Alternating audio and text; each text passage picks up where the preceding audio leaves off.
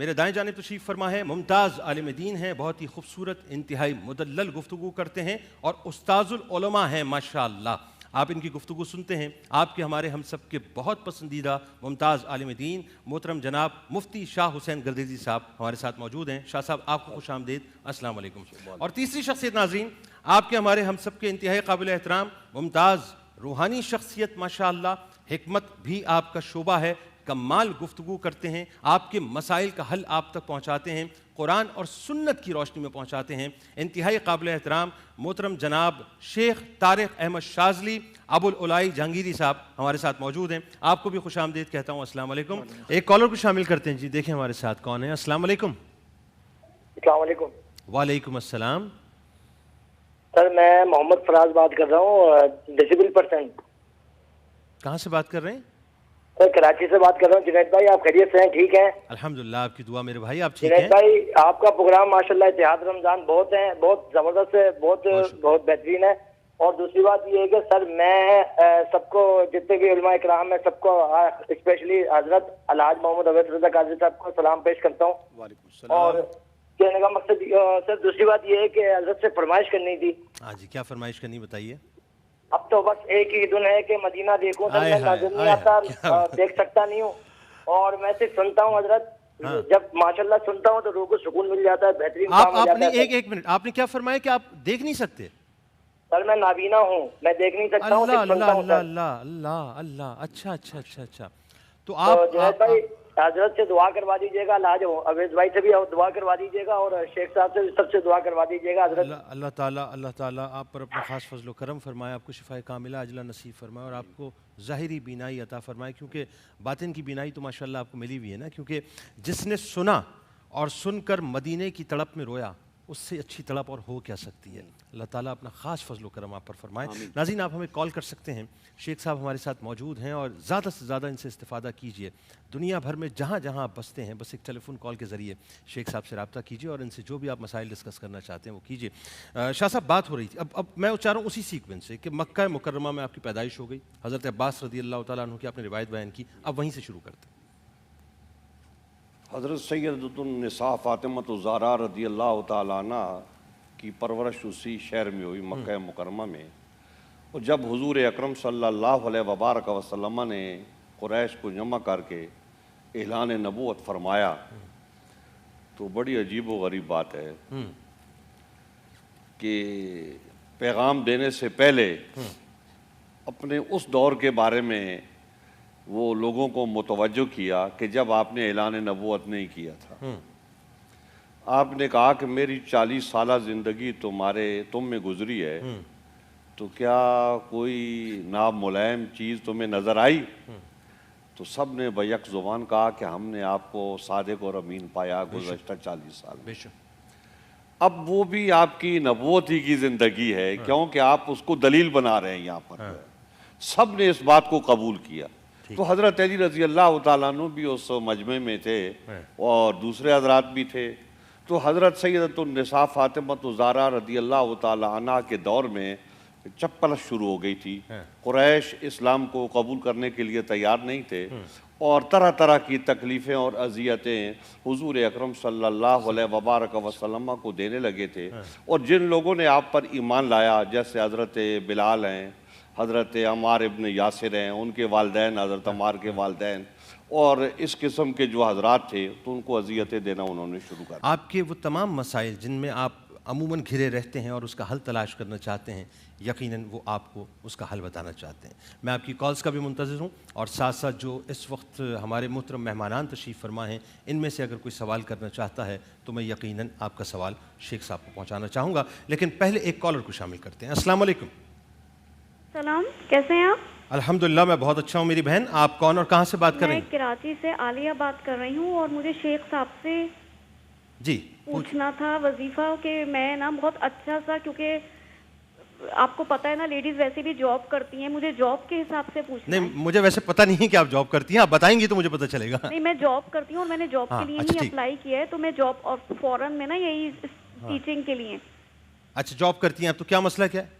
جی job مل جائے اس کے لیے نا, کہ مطلب میں نے اپلائی کیا باہر کے لیے نا. اچھا, بیرون ملک, بالکل ٹھیک ہے, بالکل ٹھیک. آپ کو بتاتے ہیں, آپ کا بہت شکریہ, آپ نے ہمیں جوائن کیا. شیخ صاحب بیرون ملک جاب کرنا چاہتی ہیں ہماری بہن, کیا فرمائیں گے؟ یا کریمو یا جوادو. ٹھیک ہے, اس کی 5 تسبیحیں روزانہ پڑھیں, آگے پیچھے درود شریف 11 بار, تو انشاءاللہ یہ مسئلہ آسانی سے حل ہو جائے گا. دوبارہ ریپیٹ کر دیجئے وظیفہ. یا کریمو یا جوادو. یا کریمو یا جواد, بالکل ٹھیک ہے. 5 تسبیحیں روزانہ پڑھیں, آگے پیچھے درود شریف 11 بار, کچھ عرصے کریں, انشاءاللہ مسئلہ حل ہو جائے گا. یعنی جتنے بھی لوگ ابراڈ جانا چاہتے ہیں جو یہ بالکل وہ اس کو پڑھ سکتے ہیں, بالکل پڑھ سکتے ہیں, بس زیادہ نہ چلے جائیں, مطلب برین یہاں رہنا چاہیے ویسے. بالکل ٹھیک ہو گیا. اچھا جی, ہماری آڈینس میں کون سے سوال, جی آپ بتائیے. جی شاہدہ ہے. السلام علیکم. جی السلام علیکم. وعلیکم السلام. میرا نام شاہدہ ہے اور میں شیخ صاحب سے یہ پوچھنا چاہتی ہوں کہ کچھ عرصے سے میرے گھر میں کچھ حالات ایسے ہو گئے ہیں کہ 2-3 سال سے یعنی کہ ڈکیتی پڑ گئی, یا پھر بچوں کی شادی ہو رہی ہے تو پھر ختم ہو جا رہی ہے. اللہ اللہ. تو کچھ لوگوں کا ایسا کہنا ہے کہ یہ گھر مجھے راس نہیں آ رہا, گھر بیچ دو, لیکن میں فیس کر رہی ہوں اور یہ سوچ کے کہ جو ہوتا ہے اللہ کی طرف سے ہوتا ہے. بے شک, بے شک. تو میں یہ پوچھنا چاہ رہی ہوں کہ واقعی یہ صحیح ہے کہ گھر میں سیل کر کے دوسرا لوں, یا یہ گھر صحیح ہے؟ ٹھیک ہے, بالکل آپ کو بتاتے ہیں, لیکن ایک چھوٹا سا مشورہ ہے, یہ جو کچھ لوگ آ کے بار بار کان میں پھونکے مارتے ہیں نا کہ یہ ہو رہا ہے, یہ ہو رہا ہے, ان کچھ لوگوں کی سننا چھوڑ دیں. شیخ صاحب کی سنیں وہ کیا فرماتے ہیں آپ کے لیے. جی شیخ صاحب فرمائیے. گھر کا نمبر ان کا چاہیے. گھر کا نمبر کیا ہے؟ گھر کا نمبر کیا ہے؟ جی گھر کا نمبر فرمائیے کیا ہے؟ L27. L27. تھوڑا سا بھاری ہے گھر ان کا, تھوڑا سا بھاری ہے, تو کیا کرنا چاہیے شیخ صاحب؟ اس کے لیے ان کو یہ کرنا چاہیے کہ سورہ عبس 21 مرتبہ روزانہ پانی پہ دم کریں, اور درود ابراہیم اس کے ساتھ 21 بار پڑھ کے دم کریں. سب پئیں بھی, گھر میں چھڑکے بھی 21 روز تک کریں, تو انشاءاللہ تعالی معاملات بہتر ہو جائیں گے, ان کو راس آ جائے گا گھر انشاءاللہ. انشاءاللہ. جی اچھا جی, کوئی اور سوال بتائیے جلدی. جی مائک دیجیے ان کو, بالکل مائک دیجیے جلدی. جی السلام علیکم. جی وعلیکم السلام. میں پوچھنا ہی چاہتا تھا کہ کچھ عرصہ پہلے میرے بیٹے کا دماغی توازن تھوڑا سا آؤٹ ہو گیا تھا. آپ کا نام کیا ہے میرے بھائی؟ میرا نام حاجی خلیل الرحمان ہے. میرا نام خلیل الرحمان ہے. السلام علیکم. جی وعلیکم السلام. جی میرے بیٹے کا کچھ عرصہ قبل دماغی توازن آؤٹ ہو گیا تھا, جس کی وجہ سے وہ عجیب سے اور فاسٹ ہو گیا تھا, گھر سے بھاگ جاتا تھا, دروازہ توڑ دیے, غرض مختلف نقصانات. نام کیا آپ کے بیٹے کا؟ حنان الرحمان. حنان الرحمان. عمر کیا ہے اس کی؟ عمر اس وقت 20 سال ہے تقریباً. آج سے یہ 2 سے 3 سال پرانا واقعہ ہے. 1 سال تک میں نے اس کا علاج کرایا مختلف علماء سے, ڈاکٹر سے. ماشاءاللہ اب تو فی الوقت ٹھیک ہے, اللہ کا شکر ہے, بحیثیت بالکل ٹھیک ہے. لیکن اب یہ کچھ مسئلہ اسی طرح کا میرے دوسرے بیٹے کے ساتھ بھی آ رہا ہے. اسے 1 سیکنڈ میں غصہ آ جاتا ہے اور ایک دم آؤٹ ہو جاتا ہے. میں یہ پوچھنا چاہتا ہوں کہ کیا اس کے لیے کیا کرنا پڑے گا مزید؟ اور بیٹے کا نام کیا ہے آپ کے؟ اس کا حنین ہے. حنین نام ہے, بالکل آپ کو بتاتے ہیں, تشریف رکھیے. جی شیخ صاحب فرمائیے. تھوڑا سا یہ جناتی معاملات ہیں. جی جناتی معاملات ہیں. جناتی معاملات ہیں. جی جنات کے معاملات ہیں یہ, اور اس کے لیے یہ کریں کہ سورہ یونس کی آیت نمبر 81-82 ٹھیک ہے, روزانہ 163 مرتبہ پڑھ کے پانی پہ دم کر کے بچوں کو پلائیں, اور تھوڑا ان کو منگل والے دن ان کا صدقہ دیا کریں.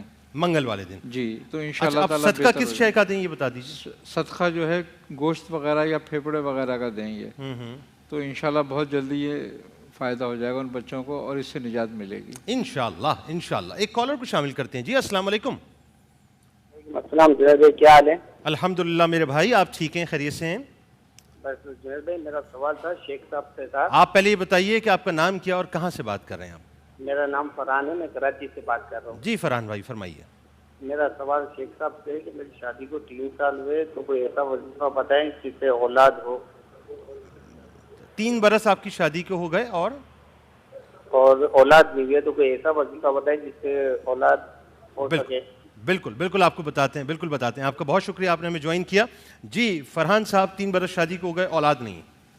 اس کے لیے بہترین وظیفہ ہے یا خالق ہو یا باری ہو یا مصور ہو, 1 گلاس دودھ پر دم کر کے آدھا یہ خود پئیں اور آدھا اپنی زوجہ کو پلائیں, اور اس عمل کو 3 مہینے جاری رکھیں. انشاءاللہ تعالیٰ بالکل مسئلہ حل ہو جائے گا انشاءاللہ. اچھا سر دس یہ بھی فرما دیجئے کہ یہ تو فرحان بھائی کا اسپیسیفک مسئلہ ہے.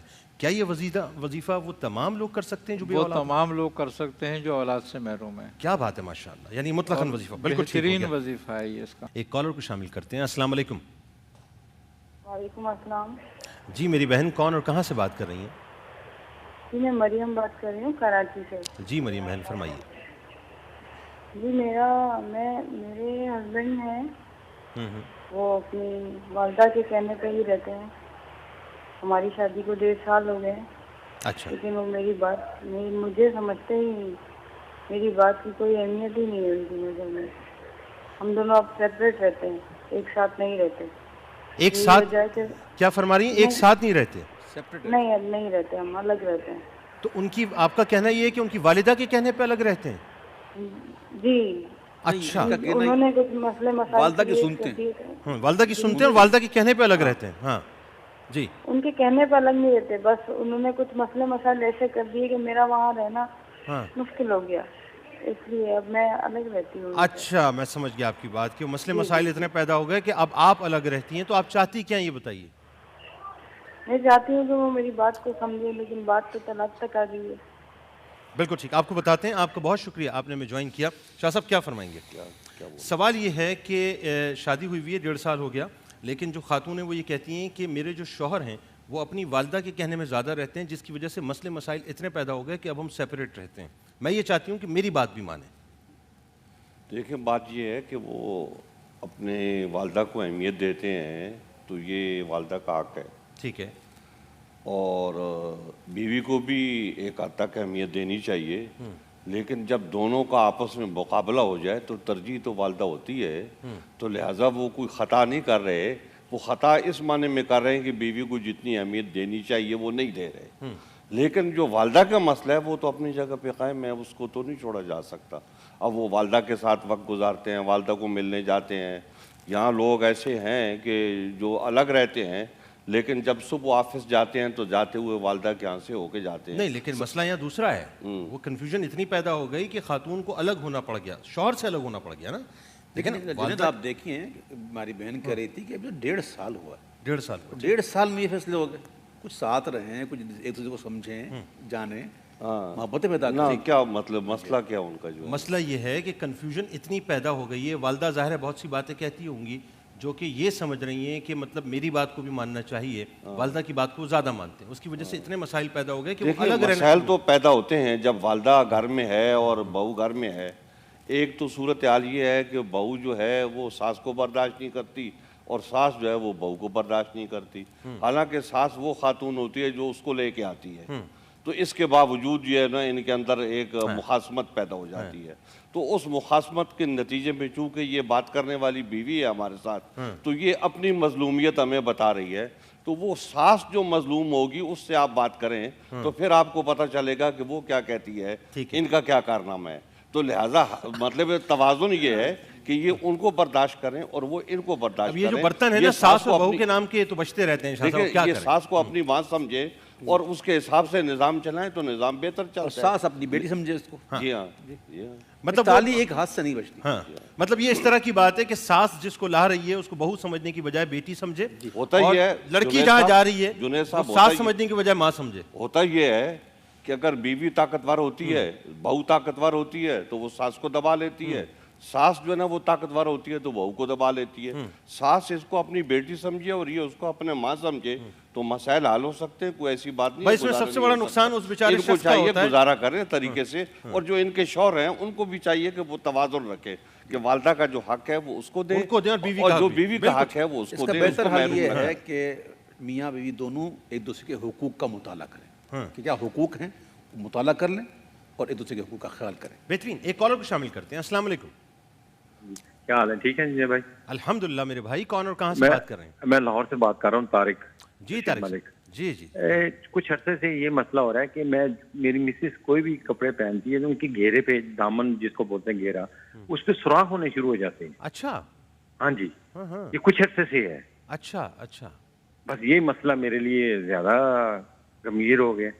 اچھا بالکل. ایک میں لائن پہ رہیے گا. ان کی وائف کا نام وغیرہ پوچھنے کی ضرورت ہے. نام بتائیے گا. صبا طارق. کیا بتایا آپ نے؟ صبا طارق. صبا طارق. صبا طارق ان کی زوجہ کا نام ہے. اور طارق صاحب یہ کہتے ہیں اصل میں کپڑے کٹنا اور یہ کپڑوں میں سوراخ ہونا یہ جناتی نظر کی وجہ سے ہوتا ہے. اچھا جنات کی وجہ سے. جی اوکے.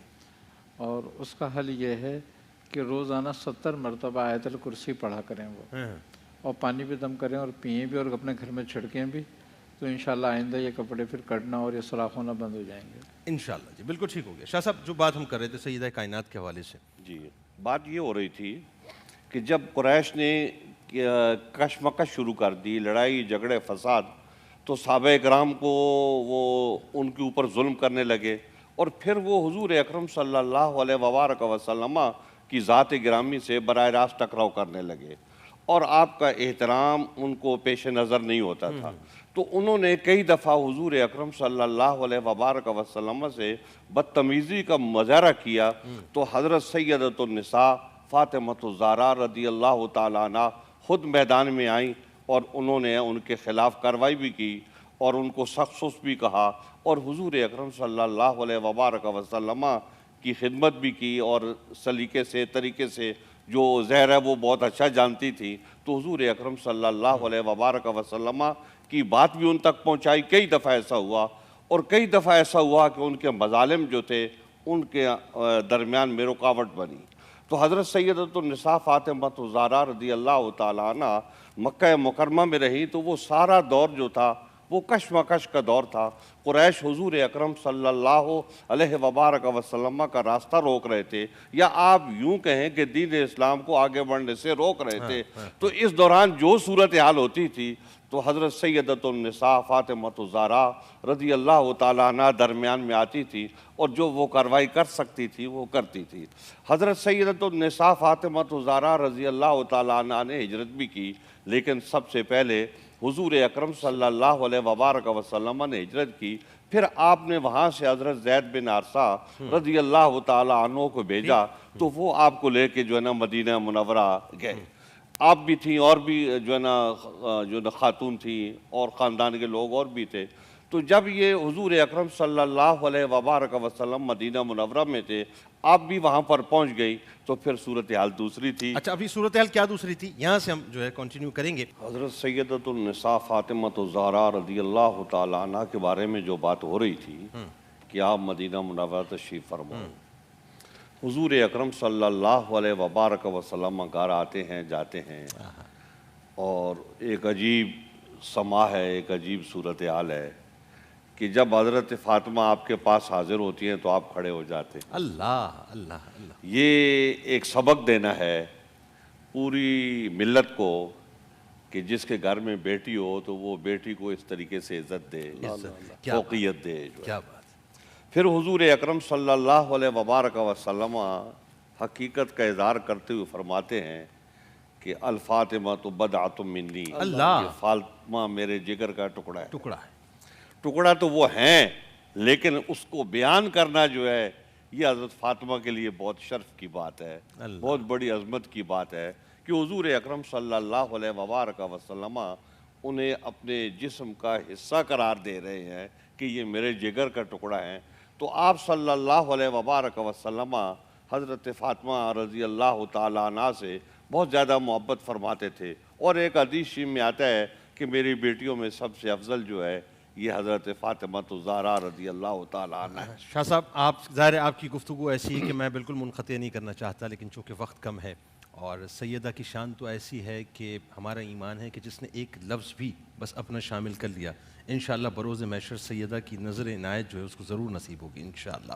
آپ کا بہت شکریہ، آپ تشریف لائے. شیخ صاحب آپ کا بہت شکریہ، آپ تشریف لائے.